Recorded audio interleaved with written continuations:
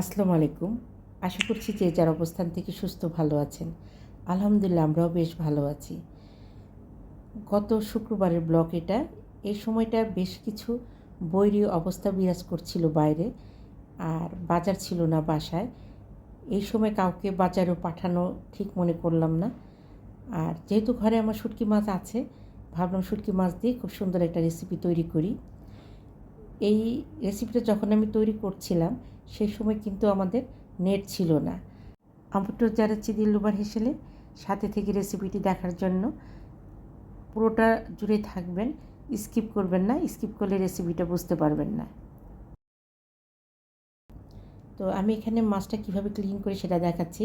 ভেতর থেকে আমি পেটের নাড়ি ভুঁড়িগুলো বের করে নিচ্ছি। কালো যে অংশটা বের করলাম ওটা হচ্ছে মাছের নাড়ি ভুঁড়ি। এটা রূপচাঁদার শুটকি মাছ।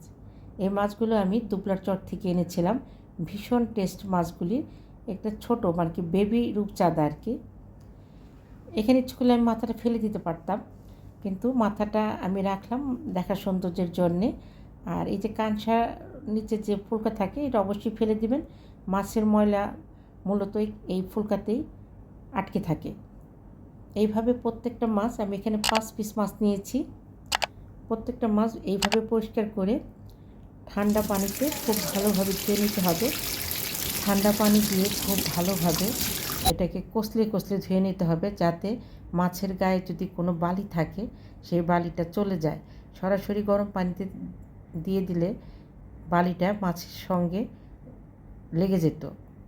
রূপচাঁদা মাছটা কিন্তু একটু নরম মাছ। আমি খুব ভালোভাবে কষলে কষলে ধুয়ে কুসুম গরম পানিতে মাছগুলো দিয়ে দিলাম। এখন আমি জালটা একটু বাড়িয়ে দিব এবং এইভাবে আমি এটাকে 3 বার ধুয়ে নেব। দেখেন মাছের গায়ের থেকে কেমন ময়লা পানি বের হচ্ছে। খুব ভালোভাবে ধুয়ে এটাকে আমি আবার ঠান্ডা পানি দিয়ে ধোবো। এটা এমনভাবে আমি এটা ধুয়েছি যে আমার মাছের পেটের অংশটা খুলে গেছে। আমি এটা কাউন্টার টপে ছেঁচে নিলাম। কাউন্টার টপটা আমি পরিষ্কার করে নিয়েছি। এখানে লবণ, সামান্য কর্নফ্লাওয়ার এবং 1 চা চামচ মরিচের গুঁড়ো দিয়ে মেখে 15 মিনিটের মতো রেখে দিয়েছিলাম। এটা একটা ফ্রাই প্যানে তেল দিয়ে আমি একটু মুচমুচে করে ভেজে নেব। যে সকল বন্ধুরা দিলরুবার হেসেলকে সাবস্ক্রাইব করে পাশে আছেন তাদেরকে অসংখ্য ধন্যবাদ। যারা এখনও সাবস্ক্রাইব করেননি প্লিজ সাবস্ক্রাইব করে আপনার মূল্যবান লাইকটা দিয়ে দিবেন। আপনাদের একটা মূল্যবান লাইক আমাকে এগিয়ে যেতে অনেকটা সাহায্য করে। প্লিজ আপনার লাইকটা দিয়ে আমাকে এগিয়ে যেতে সাহায্য করবেন। আর যারা এই কাজটা অলরেডি করেছেন তাদেরকে অসংখ্য ধন্যবাদ। আমি মাছগুলোকে ভেজে নামিয়ে নেব। মাছটাকে আমি এমনভাবে ভেজেছি এটা এভাবেও খাওয়া যাবে। আমি এখানে 4টা মাঝারি সাইজের পেঁয়াজ কুচি করে কেটে নিয়েছি, সেই সাথে একটা এবং তার অর্ধেক রসুন আমি কুচি করে নিয়েছিলাম। এখানে আমি পুরো রসুন দেব না, কিছুটা অংশ আমি রেখে দেব। অন্যান্য শুটকির চেয়ে রূপচাঁদা শুটকিতে রসুনের পরিমাণটা আমার মনে হয় একটু কম দিলে খেতে ভালো লাগে। আমি একই ফ্রাই প্যানে কিছুটা তেল দিয়ে 1 চা চামচের মতো আদা রসুনের পেস্ট দেব। আদাটা হজমে সাহায্য করে, যার জন্য শুটকি মাছে আমি একটু আদা দিলাম। আমি এখানে একটু পানি দিয়ে আধা চা চামচের মতো ধনিয়ার গুঁড়া, হলুদের গুঁড়া, মরিচের গুঁড়া দিয়ে মশলাটাকে খুব ভালোভাবে কষিয়ে নেব। দেশ দেশের বাইরে দূর দূরান্ত থেকে যে সকল দাদা দিদি ভাই বোন বন্ধুরা আমার রেসিপিগুলো দেখে অনেক সুন্দর সুন্দর কমেন্ট করছেন, আমি তাদের প্রতি ভীষণভাবে কৃতজ্ঞ। কম বেশি সবাই জানেন নেট ইস্যুতে আমরা বেশ কিছুদিন আমার প্রিয় দাদা দিদি ভাই বোন বন্ধুদের রেসিপিগুলো বা ব্লগগুলো দেখতে পারিনি। এই জন্য আন্তরিকভাবে দুঃখিত। ইনশাল্লাহ এখন থেকে আবার নিয়মিত হব।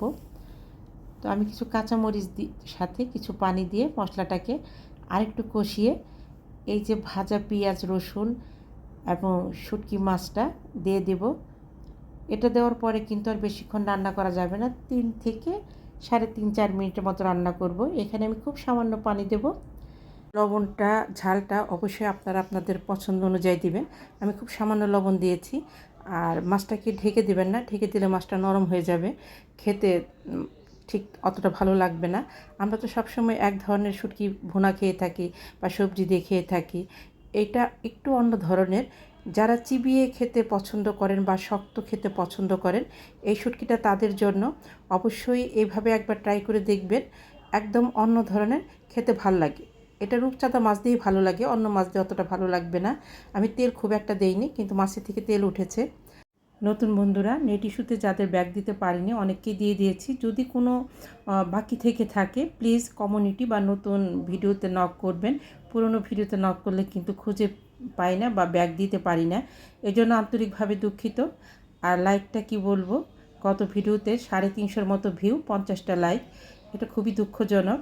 নিজে ভালো থাকবেন, অন্যকে ভালো রাখবেন। আল্লাহ হাফেজ।